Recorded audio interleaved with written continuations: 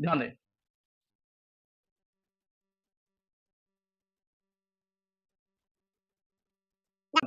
लिख रहा है कि जब एक या एक से अधिक पदार्थ परस्पर अभिक्रिया करके, यानी कि जब वो मिलेंगे ना तो अभिक्रिया करेंगे। तो जब एक या एक से अधिक पदार्थ परस्पर अभिक्रिया करके एक नया पदार्थ बनाते हैं, तो नया पदार्थ बनाते हैं, यहां तक तो बात समझ में आ रही है। मगर जो पदार्थ बनेगा वह अपने मूल पदार्थ से अलग होगा, उनके जैसा नहीं होगा, यानी उनसे डिफरेंट होगा। अगर उन्हीं के जैसा है, उनका स्वभाव बदला नहीं, उसकी जो चीज जो पहले से था वही है, तो फिर वह रासायनिक अभिक्रिया वहां नहीं हो पाएगी। ठीक है, तो यानी कह रहा है कि परस्पर अभिक्रिया करके एक नया पदार्थ बनाते हैं तथा प्राप्त पदार्थ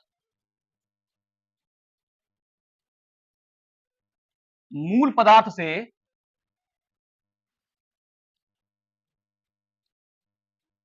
भिन्न होता है। क्या होता है? भिन्न होता है। प्राप्त जो जो प्राप्त होगा वो मतलब मूल पदार्थ, यानी कि जो दो चीज मिले हैं, कोई भी दो चीज मिला है तो जो प्राप्त हुआ है बन के, यानी दोनों ने अभिक्रिया की है, रासायनिक अभिक्रिया उनमें इनके अंदर हुई है, तो जो पदार्थ बन के तैयार हुआ है वो उनके जैसा नहीं होगा, बल्कि अलग होगा। ठीक है, तो कह रहा है यह अभिक्रिया क्या कहलाती है? रासायनिक अभिक्रिया कहलाती है। ठीक है,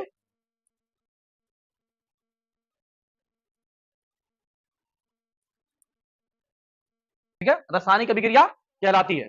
अब हमें देंगे उदाहरण, क्या देंगे? उदाहरण, यानी जैसे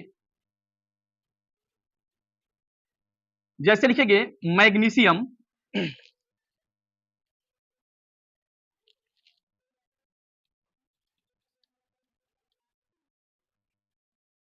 मैग्नीशियम धातु को वायु में जलाने पर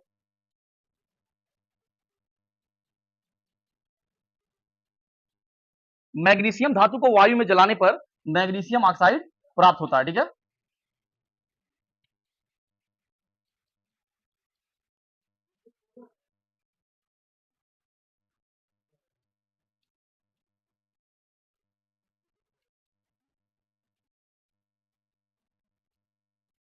ध्यान दें, यानी कह रहा है कि मैग्नीशियम धातु को वायु में जलाने पर मैग्नीशियम ऑक्साइड प्राप्त होता है। तो देखिए इसमें इसमें दो चीज मिल रहा है, दो चीजें, क्या क्या दो चीजें हैं? एक मैग्नीशियम और दूसरी चीज क्या मिल रही है?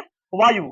और जब दो चीज मिलेगी और नया चीज बनेगा जो दोनों से अलग होगा, तो वहां रासायनिक अभिक्रिया हुई है। तो अब मैग्नीशियम और वायु दोनों मिले हैं और मिलने के बाद बना दिए मैग्नीशियम ऑक्साइड।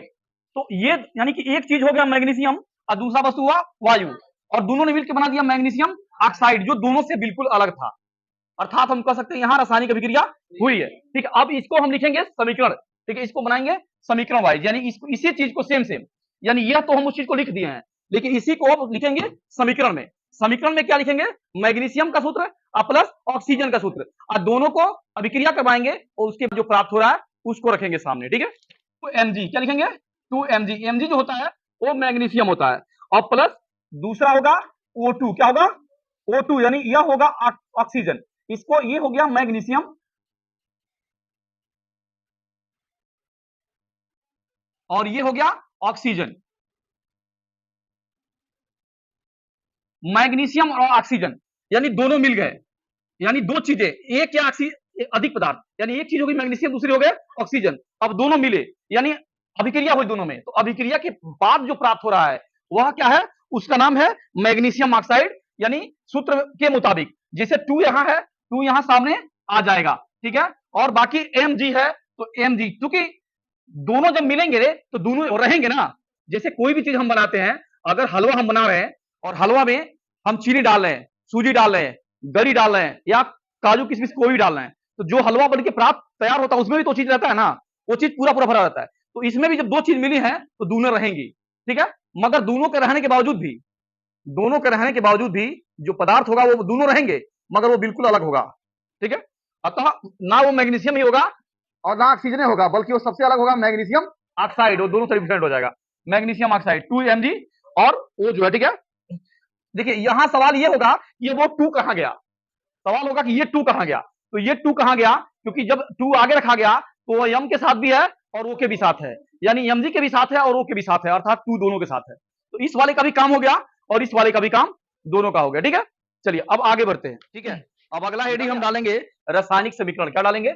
ये पहला हेडिंग था, दूसरा हेडिंग हम लोग के सामने होगा रासायनिक समीकरण।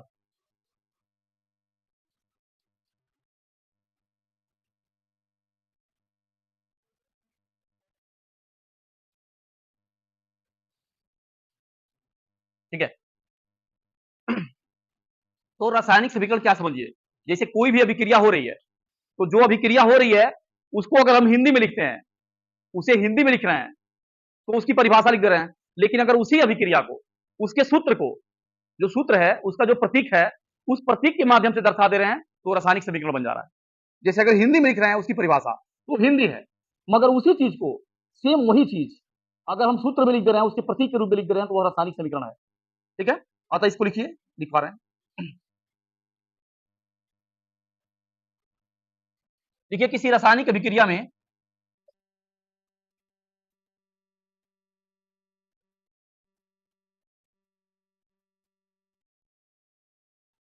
भाग लेने वाले, किसी रासायनिक अभिक्रिया में भाग लेने वाले पदार्थों को प्रतीकों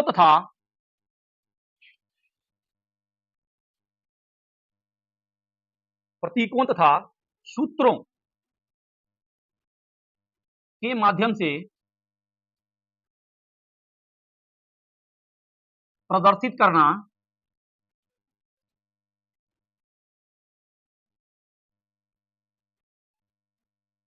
रासायनिक समीकरण कहलाता है।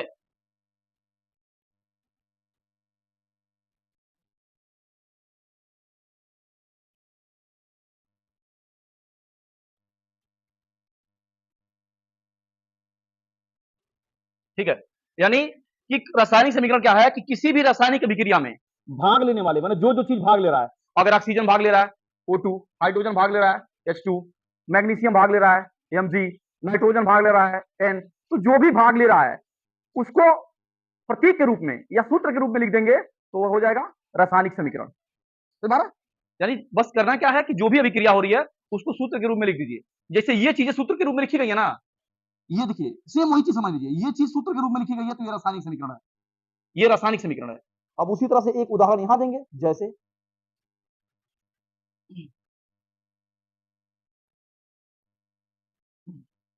और प्लस 2O2, 2O2,